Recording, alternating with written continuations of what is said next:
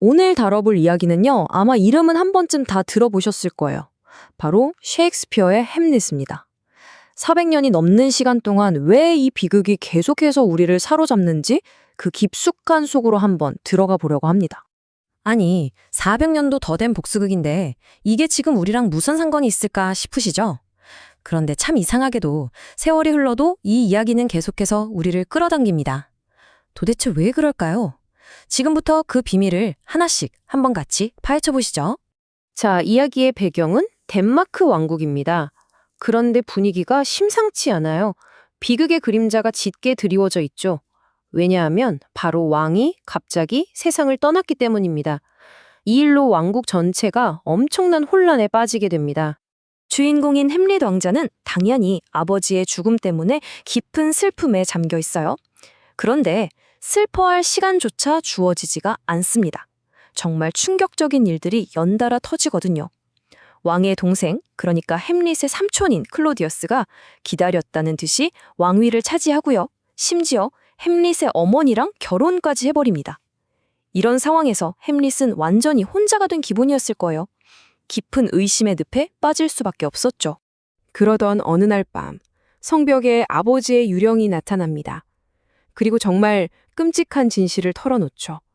나는 자연스럽게 죽은 게 아니다. 내 삼촌 클로디어스가 날 독살했다. 그러니 아들아, 내 복수를 해다오. 바로 이 한마디가 햄릿의 운명을 통째로 뒤흔들어 놓습니다. 자, 보통의 복수극이라면 여기서 주인공이 바로 칼을 들고 달려갔겠죠? 그런데 햄릿은 다릅니다. 이게 바로 이 작품이 특별한 이유예요. 그는 복수를 서두르지 않고 오히려 깊고 깊은 고민에 빠집니다. 그리고 바로 이 지점에서 연극 역사상 가장 유명한 독백이 터져나오죠. 네, 바로 그 유명한 대사, 사느냐, 죽느냐, 그것이 문제로다입니다. 이 한 문장에 햄릿의 모든 고뇌가 담겨 있다고 해도 과언이 아닌데요. 대체 이 말 정확히 무슨 뜻일까요? 이게 그냥 살까 죽을까 하는 단순한 고민이 아니에요. 그 이면에는 훨씬 더 복잡한 의미들이 숨어 있습니다. 이 부조리한 세상을 그냥 묵묵히 참고 살아야 하나? 아니면 이 모든 고통에 맞서 싸워야 하나? 행동할 것인가? 아니면 그냥 아무것도 하지 않을 것인가? 이건 사실 우리 모두의 고민이기도 하잖아요? 이 힘든 현실을 견딜 것이냐? 아니면 이걸 끝내기 위해 무언가 할 것이냐? 하는 근본적인 질문인 거죠. 그래서 햄릿이 내린 결론은 뭐였을까요? 바로 죽음 이후에 대한 두려움입니다. 죽고 나면 뭐가 있을지, 그 아무도 돌아오지 못한 미지의 나라가 너무 두렵기 때문에 차라리 이 고통스러운 삶을 견디는 쪽을 택한다는 거죠. 그러니까 햄릿의 망설임은 그냥 겁이 많아서가 아니었던 거예요. 존재의 본질, 그리고 죽음이라는 미지의 영역에 대한 정말 깊고 철학적인 고뇌였던 겁니다. 자, 바로 이런 끝없는 고뇌 때문에 많은 사람들이 햄릿을 보고 아, 저 사람 참 우유부단하다 이렇게 생각하곤 합니다. 망설이기만 하고 행동은 안 하니까요. 그런데요, 과연 그럴까요? 그의 행동을 자세히 들여다보면 어쩌면 이건 우유부단함이 아니라 엄청난 치밀함일 수도 있다는 생각이 들게 됩니다. 네, 겉으로 보기에는 그냥 망설이고 나약해 보일 수 있어요. 하지만 그 속을 들여다보면 그는 사실 굉장히 꼼꼼하고 계산적으로 움직이고 있습니다. 불가능해 보이는 선택지들 사이에서 최선의 수를 찾기 위해 고군분투하고 있는 거죠. 그의 모든 행동이 사실은 하나의 거대한 계획을 위한 포석이었던 겁니다. 그의 계획을 한번 볼까요?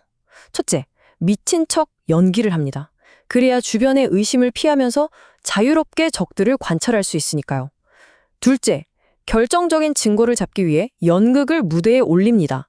아버지가 살해당하는 장면을 똑같이 재현해서 삼촌 클로디우스가 스스로 죄를 실토하게 만들려는 거죠. 심지어 삼촌이 기도하는 걸 보고도 죽이지 않는데요. 이게 자비심 때문이 아니었어요. 기도 중에 죽으면 천국에 갈까봐 그의 영혼까지 완벽하게 지옥으로 보내기 위해 완벽한 순간을 기다린 겁니다. 정말 무섭도록 치밀하지 않나요? 그는 그냥 기다린 게 아니라 복수를 위한 완벽한 무대를 한 땀 한 땀 설계하고 있었던 겁니다.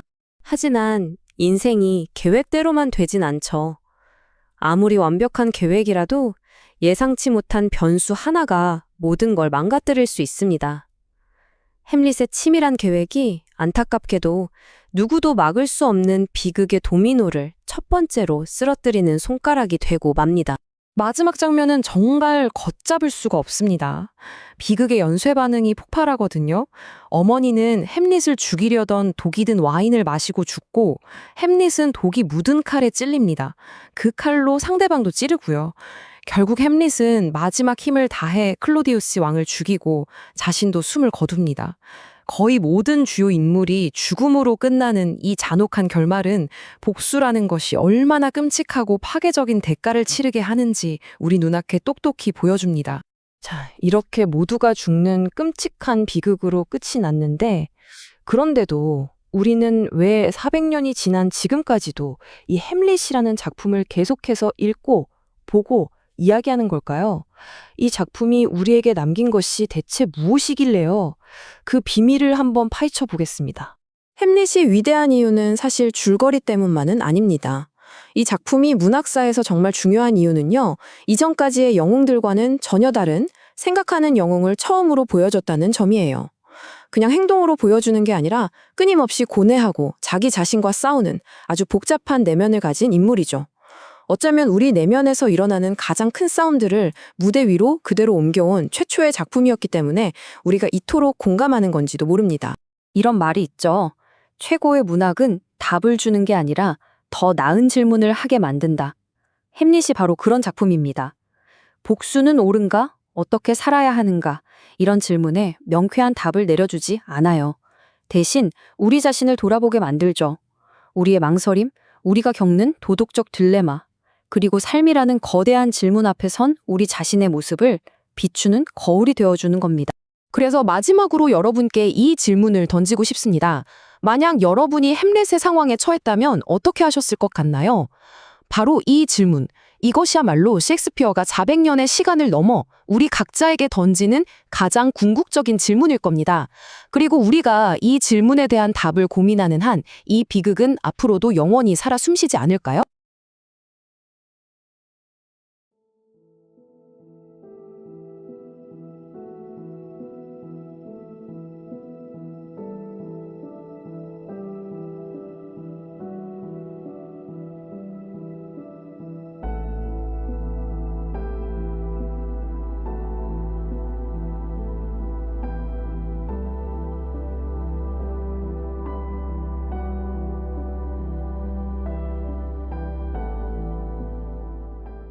로미오와 줄리엣 하면 다들 비극적인 사랑 이야기를 떠올리시죠? 뭐 틀린 말은 아닌데 만약에 이 이야기가 사랑이 아니라 폭력과 반란에 대한 거라면 믿으시겠어요? 오늘 그 숨겨진 진실을 한번 제대로 파헤쳐 보겠습니다. 우리 모두 로미오와 줄리엣을 궁극의 비극적 로맨스 이렇게 알고 있잖아요. 근데 그건 사실 이야기의 절반밖에 안 돼요. 진짜 이야기는 훨씬 더 도발적이고 대담하죠. 네, 바로 이겁니다. 이제부터 낭만이라는 그 달콤한 껍질을 한 겹 벗겨내고 나면 아마 여러분이 상상했던 것보다 훨씬 더 폭력적이고 급진적이고 또 놀랍도록 현대적인 이야기를 만나게 될 거예요. 자, 그럼 본격적으로 로미오와 줄리엣을 만나기 전에 우리가 먼저 이해해야 할 게 있어요. 바로 그들이 살았던 세상이죠. 그곳은 낭만과는 거리가 멀었어요. 아주 잔인하고 또 끊임없는 폭력이 지배하던 곳이었거든요. 당시 영국 사람들한테 이탈리아는 뭔가 타락하고 맨날 싸움이나 벌어지는 그런 혼란스러운 곳으로 여겨졌어요. 그러니까 셰익스피어가 자기가 살던 시대의 그 가부장적인 공격성을 비판하기에는 정말 완벽한 무대였던 셈이죠. 이게 그냥 두 가문 사이가 좀 안 좋았다 이 수준이 아니에요. 그냥 길 가다가 눈빛 하나 잘못 마주쳤다고 바로 칼부림이 나는 도시 전체의 증오가 안개처럼 깔려있는 그런 문화였던 거죠.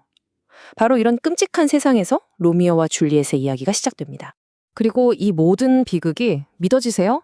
단 사흘 만에 벌어집니다. 정말 숨 쉴 틈도 없이 몰아쳐요. 거리의 싸움으로 시작해서 살인, 또 살인, 그리고 결국 동반 자살까지.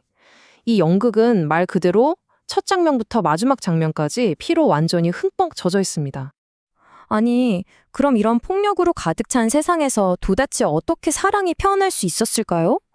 근데 그 사랑이라는 게요, 우리가 흔히 생각하는 그런 순수하고 정신적인 사랑과는 좀 거리가 멉니다. 자, 이 대사를 한번 자세히 보세요. 정말 재밌는 부분인데, 로미오가 내 눈이 아름다움을 처음 봤다고 하지 않아요. 내 심장이 이제껏 사랑을 해본 적이 없었대요. 이게 무슨 뜻일까요?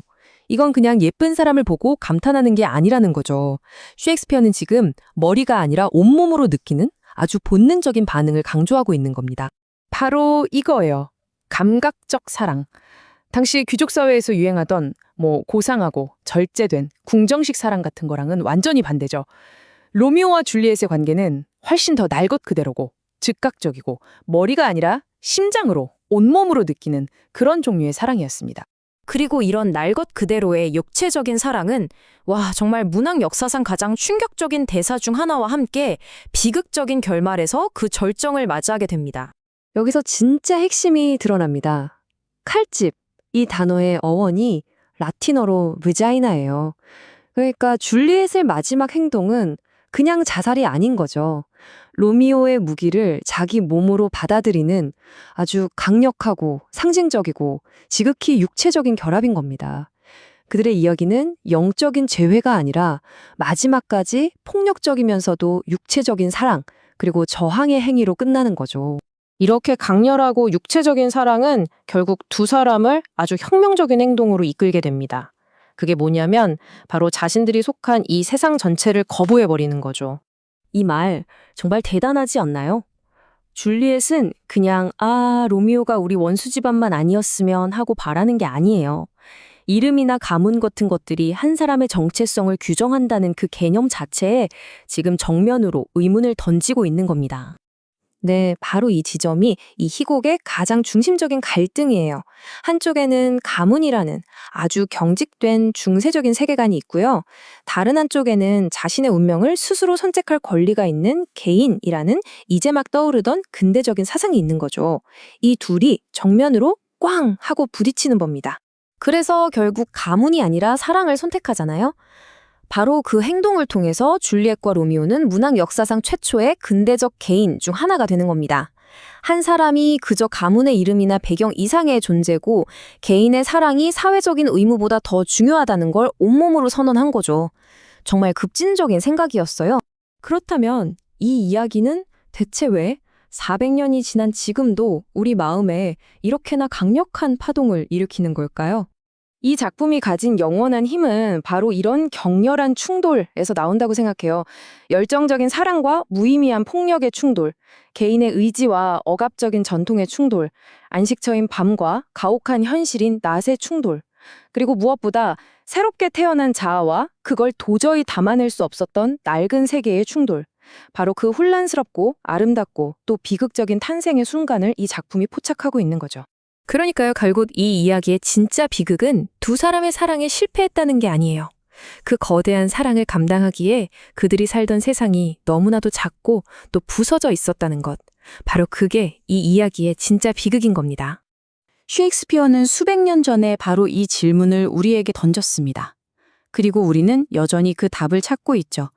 만약 이렇게 강력한 사랑이 세상 전체를 거부해야만 가능하다면 과연 더 망가진 건 그 사랑일까요? 아니면 세상일까요? 오늘 이야기는 여기까지입니다. 들어주셔서 감사합니다.